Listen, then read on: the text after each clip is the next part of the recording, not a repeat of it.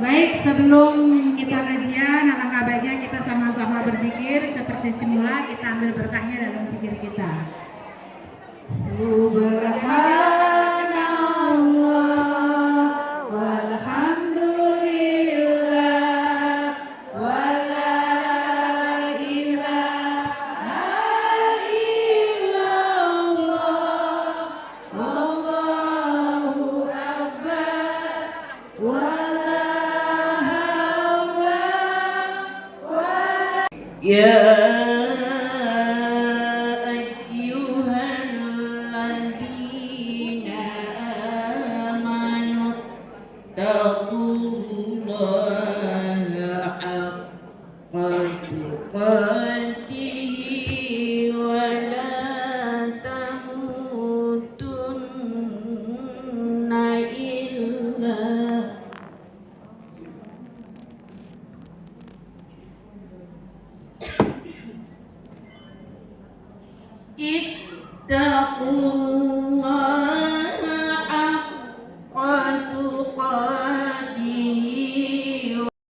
Selanjutnya mari sama-sama kita dengarkan tausiah yang akan disampaikan oleh Ustadz Alnaf Dinar Esid.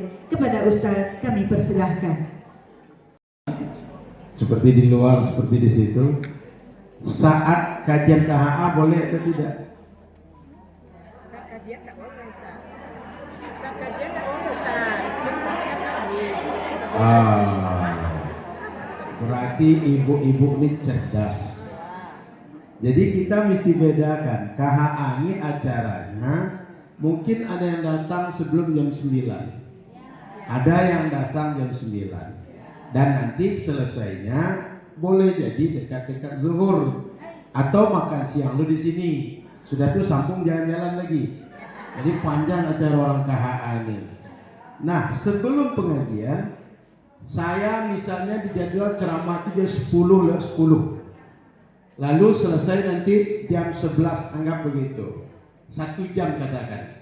Dari jam 9 sampai jam 10 ada jualan snack, ada jualan baju, jualan kerupuk, jualan salalawak. Ya kan? Semua dijual lah gitu. Selesai pengajian, lanjut lagi jualan. Boleh atau tidak? Boleh. Kan tak ada larangan berdagang kan? Jadi berdagang mau kapan saja selama yang dijual itu halal, caranya benar, tak ada masalah. Oleh karena itu kalau berdagang sebelum pengajian, berdagang setelah pengajian boleh. Nah, oleh karena itu kalau ada orang komplain, apa itu KHA? Kok itu orangnya sambil pengajian dagangan? Itu pasar apa pengajian? Tak ada masalah, mau disebut pasar tak ada masalah, disebut majelis pengajian tak ada masalah. Kan poinnya yang penting kalau kakak-kakak datang, ada pengajian pulang bawa ilmu. Ilmu itu gunanya diamalkan, di antaranya itu amal duha. Gunakan untuk berdagang langsung. Hanya. Jadi ilmu itu bukan sekedar untuk disimpan di kepala, untuk dihafal, tapi untuk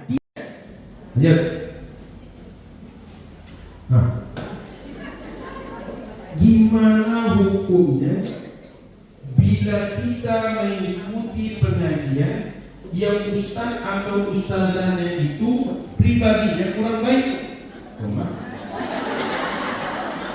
suka bertengkar, berbohong, bahkan merendahkan orang yang sudah tua? Apakah dalam hal ini berlaku peribahasa yang mengatakan lihat pada apa yang dikatakan, jangan lihat siapa yang mengatakannya? Mohon. Oke. Jadi kita, saran saya, kakak-kakak siapapun sebelum mengaji, kenali siapa orang yang akan kita jadikan guru. Sebab ketika dia menyampaikan apa saja kepada kita, akan kita terima, kita yakini, kita amalkan, menjadi agama bagi kita. Oleh karena itu tengok betul. Dan Nabi SAW mengajarkan para guru mestinya dia orang yang bisa meneladani semua ajaran yang dia sampaikan. Maknanya guru itu dia mengamalkan dulu sebelum dia ajarkan ke orang. Kaji itu bukan untuk orang semua. Paham? Jadi kaji itu untuk kita. Kita amalkan, juga kita sampaikan ke orang. Jangan sampai itu kaji itu orang tertawa dan diturun. Paham maksud saya? Artinya untuk orang lain, untuk kita lain. Bukan begitu. Orang tak boleh bertengkar. Kalau saya tak mau bertengkar. Bukan begitu. Orang tak boleh menggunjing. Saya boleh menggunjing. Tidak begitu. Orang tak boleh bertengkar. Saya boleh bertengkar. Dan begitu mengaji itu. Orang tak boleh bertengkar. Saya lebih dahulu tak boleh bertengkar. Orang tak boleh berbohong. Saya lebih dahulu tak boleh berbohong. Mestinya begitu. Makanya para ulama tengok betul dengan siapa mengaji. Sehingga kata para ulama salafus saleh itu, fanzuru amman ta'khudhu dinakum. Tengok dari siapa ilmu itu akan diambil. Apakah dia berilmu atau tidak? Berilmu diamalkan ilmunya atau tidak? Berilmu berakhlak baik atau tidak? Sehingga ada perbandingan. Ada orang berilmu kemudian akhlak tidak baik. Yang satu berilmu akhlak baik. Jadi baik mana? Ambil yang berilmu berakhlak baik. Ada lagi perbandingan. Ada orang berilmu muda, ada orang berilmu sudah usia agak tua. Ikut yang mana? Sebaiknya yang tua. Kenapa? Biasanya yang tua itu dia sudah berpengalaman, sudah terkendali, dan biasanya sudah banyak teruji dalam mengamalkan ilmu. Jadi dibuat perbandingan. Saran saya kalau mengaji, kenali guru, cari guru itu yang terbaik. Karena guru itu akan kita tiru apapun dari dia. Saya yakin kalau bunda-bunda sudah percaya dengan seorang guru, apapun cakap dia akan diterima. Benar atau tidak, kita tak peduli. Pokoknya kata guru saya begini, pokoknya kata ustaz saya begini. Maka dalam tradisi Arab disebutkan ada dua hal yang sangat celaka sekali. Bahkan celakanya lebih parah dibanding celaka apapun. Satu, ahli ibadah bodoh. Dia rajin ibadah tapi tak ada ilmu, sehingga ibadahnya percuma. Orang sudah meniru-niru dia, tapi ternyata ibadahnya zong, kata orang sekarang. Yang kedua, ahli ilmu tapi tak peduli benar salah. Ahli ilmu tak peduli benar atau salah, tak peduli halal haram, tak peduli patut atau tidak patut. Karena kalau ahli ilmu, salah dia diikuti orang, benar dia diikuti orang. Sehingga kalau dia salah, orang kira, oh itu boleh. Buktinya kita tengok ustaz itu. Maka misalnya, anggap saya ini merokok. Kira-kira menurut bunda merokok itu bagus atau tidak? Tidak. Saya merokok. Apa kira-kira kata yang belajar dengan saya? Merokok tuh boleh kok. Tengok ustaz merokok. Betul atau tidak? Jamaah cara berpikirnya simple. Dia nggak akan buka Quran, nggak akan buka buku. Tengok ustaznya merokok kok boleh. Paham? Maka saya sarankan mau mengaji di KHA, mau mengaji di mana saja, tengok betul dengan siapa mengaji. Tengok betul ilmu dia, akhlak dia, pengamalan ilmunya. Oleh karena itu para bunda yang dirahmati Allah Subhanahu wa taala, kita mesti perhatikan. Di sini saya yakin yang punya perusahaan, asal ada orang melamar disuruh buat apa? CV. Betul? Ada ijazahnya, ada IPK-nya atau nilai dia, ada kadang-kadang minta kelakuan baik. Betul? Apa tujuan itu semua? Kita ingin tahu dia ini siapa. Bagaimana track record dia? Karena kita ingin pegawai yang baik. Masa orang yang akan kita suruh kita sangat selektif, sementara mencari guru yang akan kita ikut kita tak selektif. Paham nalarnya? Mestinya kalau mencari orang yang kita suruh-suruh akan ikut mau kita, nggak perlu selektif betul. Sementara orang yang akan kita ikut harus selektif sekali. Karena benar salahnya kita tidak tahu. Kita tidak pernah bisa mengklarifikasi, Ustaz, Ustazah ini benar atau tidak, ini sesuai syariat atau tidak. kita jarang mengkonfirmasi. Asal sudah kata Ustadz ini boleh, iya atau tidak, kita akan tinggal ikut. Benar? Maka saran saya, pilih betul, tengok betul dengan siapa mengaji. Paham? Ustadz, apa hukumnya main saham Bitcoin ataupun kripto? Paham para bunda Bitcoin dengan kripto ini? Enggak paham? Enggak. Ini sebenarnya adalah cara berdagang kontemporer. Secara umum, saham itu kita ikut memiliki modal. Ini gedung nih, modalnya 1M.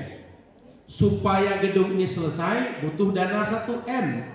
Bagaimana caranya? Saya carilah orang-orang yang mau membiayai pembangunan ini. Saya ikut 10 juta, bunda 10 juta, 10 juta, 10 juta, terkumpullah 1M. Orang yang ikut tadi punya namanya saham.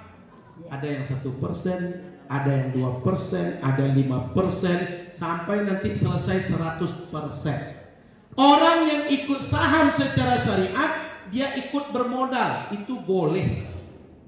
Yang tidak boleh itu adalah obligasi. Apalagi obligasi sekedar menjual hutang untuk menutupi hutang. Itu tak boleh. Tapi kalau saham boleh. Dan saham itu ketika dia punya dividen atau bagi hasil, saat kita zakat mesti kita hitung pokok tambah dividennya. Kain hitam mana yang betul? Menurut bunda-bunda, kenapa orang melayat pakai hitam?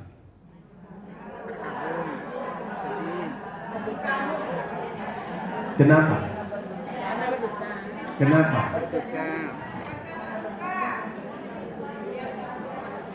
Kenapa?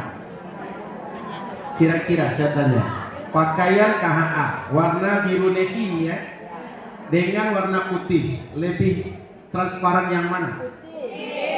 Lebih nampak jelas yang mana? Orang kalau melayat berjumpa orang banyak, betul? Laki-laki ada, perempuan ada, tak ada sekat ruangan, lepas. Maka kalau perempuan pakaian hitam, dia lebih tertutup. Sebenarnya itu tujuannya.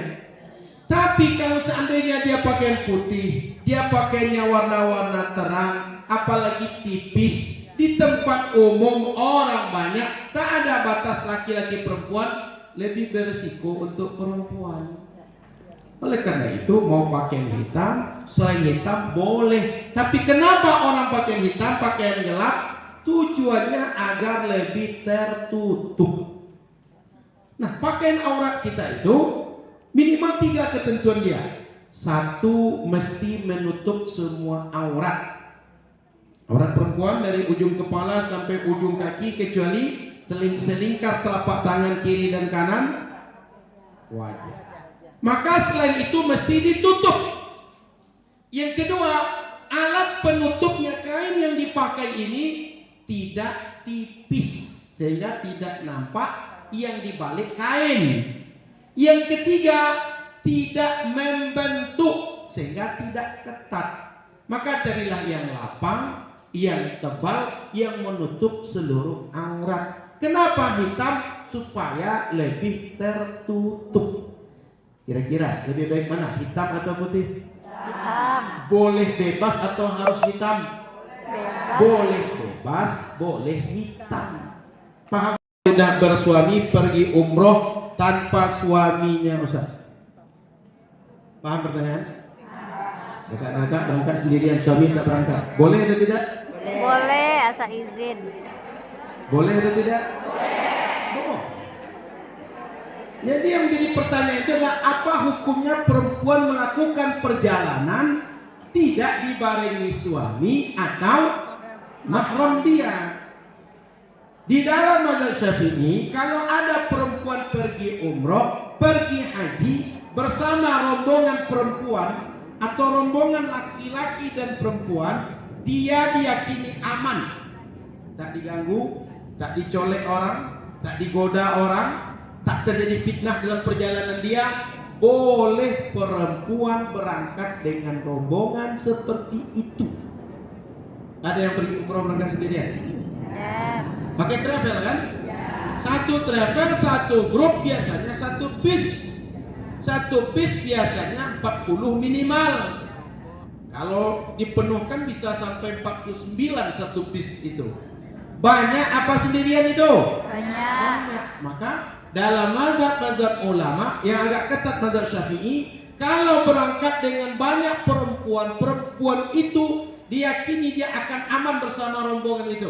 Boleh berangkat boleh haji, boleh umroh. Jadi masalahnya bukan haji dan umrohnya, tapi bepergiannya. Kira-kira perempuan akan aman atau tidak? Paham Bunda? Itu masalah utama sebenarnya, bukan haji dan umrohnya. Kita haji, kita umroh sendirian atau berjamaah, tidak ada masalah.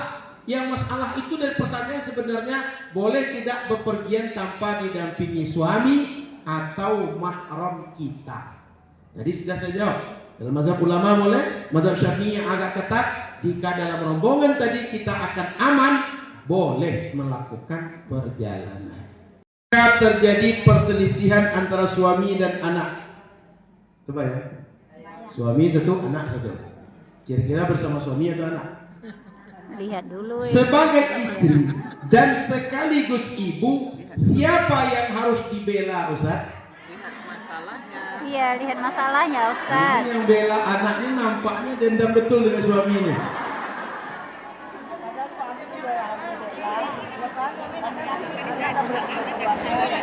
Kita tak mesti bela suami, tak mesti bela anak. Yang dibela yang benar. Kalau bisa didamaikan suami dengan anak, kenapa tidak? Ya kan? Tak ada masalah yang tak bisa diselesaikan. Didudukkan. Ini kadang-kadang dia tak mendudukkan. Dia bicara ke suami lain, ke anak lain. Oh, bertengkarlah suami dengan anak, atau sengaja diadu suami dengan anak. Sikap kita semestinya duduk di tengah di antara mereka. Kita, kalau orang tak bisa kita atur, tugas kita berjumpa, tegur. Dia bertanya, jawab. Dia baca salam, jawab. Dia undang, penuhi undangan. Dia sakit, kita jenguk. Dia meninggal, kita kuburkan. Tapi jangan kuburkan dia hidup-hidup, biar dia mati dulu kuburkan. Jadi tugas kita itu, orang bertanya jawab, orang baca salam jawab. Soal orang merespon sesuai mau kita atau tidak, tak bisa kita atur. Jadi kalau orang tak mau negur tak ada masalah. Yang penting kita menegur. Yang penting kita kalau berjumpa dia baca salam, berjumpa dengan dia tanya kabar, berjumpa dengan dia respon dengan baik, senyum dan berbagai hal yang baik-baik. Saudara kita atau suami kita atau anak kita tak kita ikutkan kurban. Kenapa? Dia masih mungkin kurban sendiri atau tahun depan bisa kurban sendiri. Mak kita sudah meninggal, bapak kita sudah meninggal, tak akan mungkin lagi dia berkurban, sehingga tak bisa dapat pahala berkurban dengan amal sendiri. Makanya kita buat ada amal untuk orang tua, untuk bapak atau ibu atau suami atau istri yang sudah meninggal. Paham Bunda? Itu pertimbangan orang. Oleh karena itu kita tinggal pilih, lebih baik mana kita sediakan pahalanya untuk orang tua atau untuk suami, untuk orang tua atau saudara, dengan pertimbangan satu sudah meninggal, yang satu masih hidup. Tinggal kita pertimbangkan. Lanjut. Kita berkorban satu ekor domba untuk satu keluarga, seperti yang dilakukan oleh Nabi Muhammad. Aku sembelih kurban diriku dan keluargaku. Jadi kurban ini dianjurkan dalam satu rumah sebaiknya ada satu yang berkurban. Minimal. Kalau semua berkurban lebih baik. Kalau satu orang berkurban sudah dianggap satu keluarga menjalankan sunnah Nabi. Oleh karena itu para bunda semua, usahakan jangan sampai di rumah kita tak ada yang berkurban. Minimal satu di antara semua anggota keluarga. Di rumah boleh jadi ada mertua, ada orang tua, ada kita, ada anak kita. Usahakan tetap ada satu yang berkurban. Semuanya dapat pahala kurban. Nikah siri. yang menikahkan abang saudara jauh, apakah sah atau tidak dan perlu diulang atau tidak? Tahu nikah siri? Nikah siri secara syariat kalau terpenuhi rukun syarat, artinya cuma tidak tertulis di dalam catatan negara, sah. Maka pastikan rukun untuk orang yang menikahnya terpenuhi, orang yang menjadi saksi terpenuhi, kemudian ijab kabulnya terpenuhi ketentuan yang dibolehkan syariat. Maka menjadi wali itu pastikan apakah bapak, apakah dia saudara, apakah dia paman, atau dia siapa saja yang hubungan darah yang dia boleh jadi wali, itu mesti berurut. Tak bisa bapak turun ke kakek, tak bisa kakek turun ke saudara, dan seterusnya, mesti berurutan. Tak boleh sembarang kita ambil wali itu, siapa yang mau, siapa yang pro dengan saya, siapa yang menikahkan saya, tak bisa begitu. Tak ada wali mau satupun pergi ke kantor KUA atau cari orang siapa saja yang mau menikahkan saya jadi wali saya, tak boleh begitu. Mesti wali itu diurut dari yang paling dekat sampai yang paling jauh, tidak ada semuanya, baru ke hakim. Hakim itu siapa? KUA. Paham nggak? Jadi jangan sampai cari pokoknya ada yang mau nikahkan saja Ustaz, yang penting nikahnya jadi. Tidak boleh. Dan nanti kalau sudah dapat wali yang sah, atau sudah berjumpa atau dikomplain oleh wali yang sah, mesti diulang pernikahan dengan perwalian yang sah. Paham tidak? Kalau bisa jangan nikah siri. Kenapa? Nikah yang tercatatnya banyak masalahnya, kalau jangan nikah siri. Betul? Yang legal saja, yang tertulis ketika diperkarakan banyak tak selesai. Apalagi yang siri, yang tak ada tanda hitam di atas putih. Betul? Kita cari yang paling selamat. Nah, udah terlanjur tuh lah. Secara agama sah. Cuma kalau nanti ada masalah, jangan salahkan siapa-siapa. Jadi pernikahannya sah, tak ada masalah. Cuma kalau ada masalah, pandai-pandailah menyelesaikan, sebagaimana dulu pandai-pandai untuk menikah sirinya. Paham? Baik, jadi baik, jadi wali hakim itu mestinya kalau hakimnya tadi ngerti, dia tak akan sembrono untuk mengambil tindakan. Semestinya begitu. Kita setelah tahu mestinya segera memperbaiki, menikah dengan wali yang sah. Karena kalau tidak, pernikahan kita dianggap tidak legal, tidak dianggap benar menurut syariat. Kenapa? Rukun pernikahan tak terpenuhi. Paham nggak?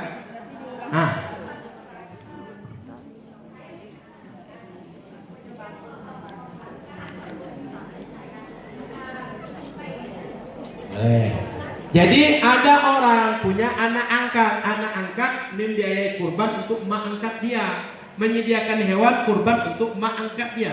Boleh atau tidak? Boleh. Jadi tak mesti saya hanya membiayai keluarga saya, orang lain tak ada hubungan dengan saya, boleh. Saya kurban. Masih japri-japrian dengan Tuan Guru, jadi belum ada jawaban. Beliau KHA, insya Allah kalau Tuan Guru sudah informasi nanti akan diinfokan ke saya. Setelah itu akan saya share di grup tanggal dan hari apanya nanti setelah Tuan Guru sudah WA. Karena sekarang ini masih dalam japri-japrian, masih dalam tulis-tulisan, jadi belum deal. Nanti mungkin setelah ini sudah ada jawaban akan saya infokan di grup.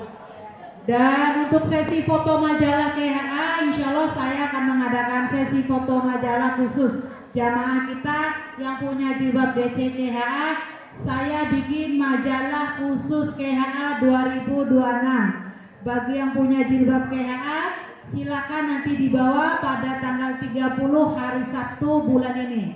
Akhir bulan ini di Masjid An-Nur, insya Allah jam 7 kita sudah mulai sesi foto. Karena kalau kesiangan takut panas kita berkeringat. Nah, nanti bajunya semuanya hitam.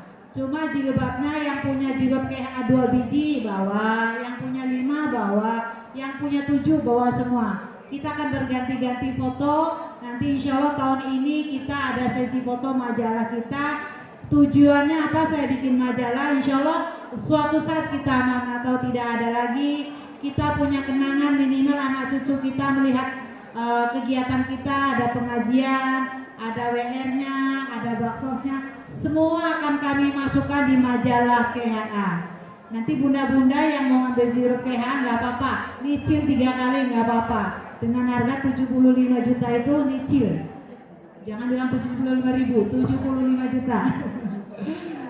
Dan kami dari KHA insya Allah pada tanggal 24 Juli akan mengadakan wisata religi ke Pagaruyung. Bagi bunda-bunda yang mau ikut, silahkan daftar ke Taci karena kota kita terbatas dengan harga 450.000